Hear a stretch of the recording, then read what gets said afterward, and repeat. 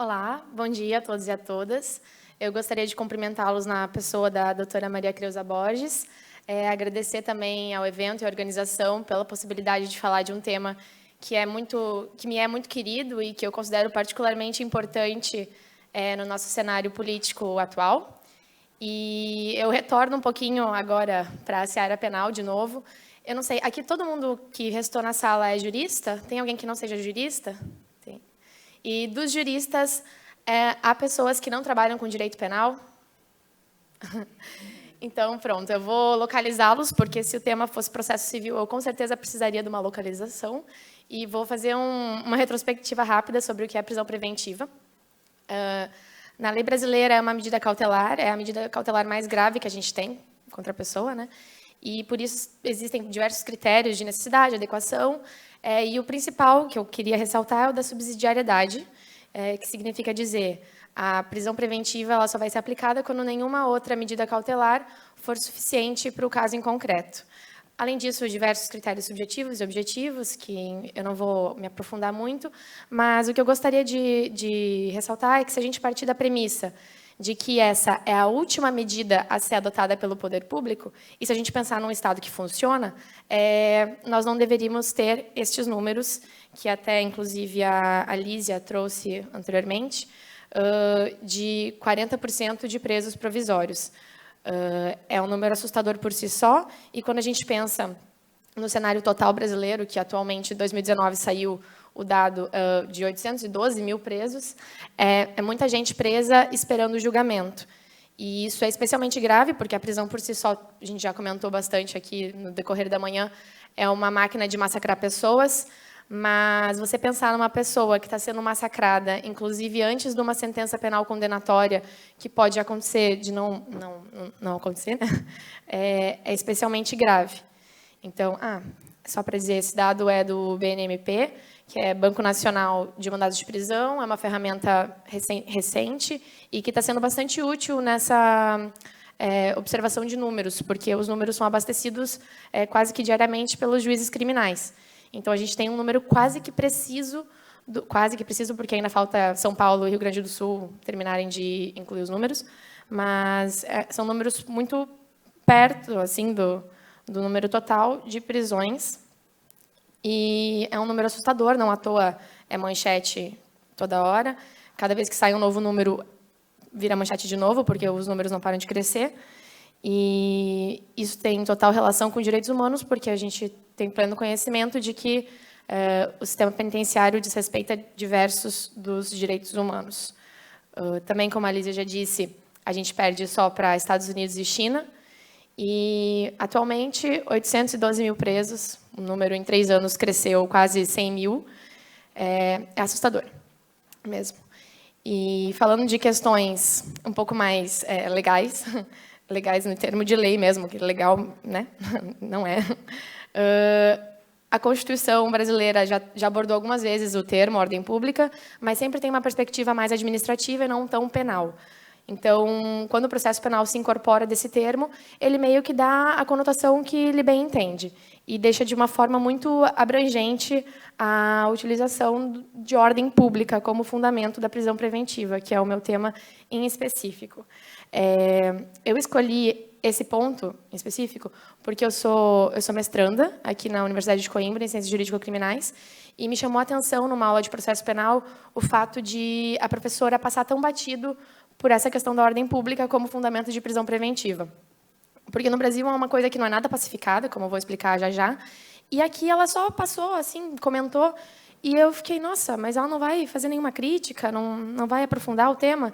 E foi isso que me fez ter vontade de entender por que a lei portuguesa não suscita tantas dúvidas quanto a lei brasileira. Então, falando de Brasil, o termo ordem pública no Brasil ele é muito criticado. Tem quem diga que ele é muito amplo, inclusive, pessoalmente, é a minha opinião também. Ele é muito amplo e muito maleável. Então, o juiz consegue moldar do jeito que quiser. E ordem pública pode virar qualquer coisa. E há quem defenda que não, que o termo ele é bem definido e que cabe ao juiz, enfim, determinar, mas que o termo por si só não é o problema seria a aplicação. E nessa interpretação, há quem defenda que realmente a ordem pública pode ser entendida como paz, segurança social, de uma forma realmente muito abrangente. Tem a interpretação dada pelos tribunais atualmente, STF, STJ, de que algumas coisas não podem ser ordem pública, como, por exemplo, clamor social. Como clamor social vai ser ordem pública? Considerando a mídia, o tanto que ela influencia hoje em dia, seria um perigo deixar o clamor social ser considerado ordem pública. Ou também a pena abstrata do delito. Se a gente pensar, tem um caso específico que eu sempre gosto de comentar, que eu trabalhei, inclusive, nele, um roubo. Quando a gente pensa em roubo, a gente pensa naquele negócio de é um sujeito entrando com uma arma num banco. Mas, certa vez, eu peguei um roubo que foi uma senhora que entrou numa loja de roupa e ela queria furtar, ou seja, sem violência ou grave ameaça, uma saia de R$30. Mas, na hora que ela estava saindo da loja, a dona da loja viu e ela, para conseguir fugir, empurrou a dona da loja e isso já foi considerado violência. Então, de furto, passou a ser um roubo. Então, imagina se eu fosse considerar a pena abstrata do delito de roubo, que é uma pena considerável. Essa senhora poderia ser presa com base na ordem pública, por conta da gravidade do delito. E, no caso concreto, foi o que aconteceu. Ela teve a prisão dela em flagrante convertida para prisão preventiva com base na ordem pública. E, por fim, tem a terceira corrente, que diz que o termo é absolutamente inconstitucional, porque ele não estaria servindo de nada para cautelar o processo e estaria servindo muito mais para adiantar uma pena. E a nossa Constituição não permite você adiantar a pena, você tem que esperar o curso processual para depois aplicar a pena, se for o caso. A lei portuguesa.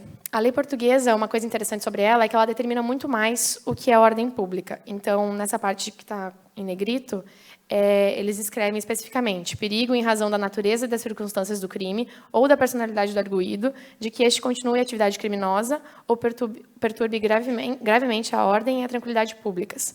Então, determina mais. Mas, mesmo assim, eu acredito que, mesmo que a lei brasileira determinasse exatamente o significado de ordem pública, ainda teriam implicações diferentes na hora de a gente entender o ordenamento jurídico português e o ordenamento jurídico brasileiro, porque tem muitas circunstâncias que permeiam tudo isso, e uma das principais, na minha opinião, é justamente a questão do cárcere, né? O cárcere em Portugal é muito diferente do cárcere no Brasil. De qualquer forma, em Portugal parece ser suficiente essa determinação exata, ou pelo menos mais suficiente do que no Brasil, e os números são bem menores. Então, a gente já consegue ver aqui no final que, de número total de prisão, eles têm nem 13 mil prisões, e prisões provisórias são 2 mil e pouquinho. É 17%, eu, particularmente, ainda acho 17% um número alto de pessoas que não foram condenadas e estão presas já, mas é muito menor do que 41%, que é a situação do Brasil. Então, aqui eu comparei exatamente o dispositivo, o que a lei brasileira diz, que é super sucinta, e o que a lei portuguesa diz. Está em trâmite uma reforma do Código de Processo Penal brasileiro, que, na teoria, vai determinar mais agora, né, o que seria a ordem pública. E também, enquanto isso não é feito, o judiciário e a doutrina tentam determinar o termo, que é muito impreciso. Mas, mesmo com essa determinação que eventualmente virá, eu ainda acredito que é complicado a gente simplesmente se basear no ordenamento jurídico de outro país, porque tem muitas outras coisas envolvidas. E eu acho importantíssima a comparação, porque, com certeza, é um dos principais jeitos de você estudar e entender o direito, ver o que deu certo em outros lugares, ver o que pode ser aproveitado e o que não pode ser aproveitado. Em Portugal, a determinação legal, já desde sempre pelo legislador, funciona, mas no Brasil, isso por si só, eu acho que ainda poderia ser, talvez, manipulado, ainda teria muito poder na mão dos julgadores. Então, na minha opinião, e essa é a minha breve conclusão, esse termo ele serve muito mais para deixar um processo infinito de dor e de sofrimento por levar muita gente ao cárcere. Afinal de contas, a gente sabe que essa é a mais utilizada fundamentação de prisão preventiva. E, sinceramente, no Brasil, não se mostra compatível com o Estado de Direito. Então, é isso. Muito obrigada.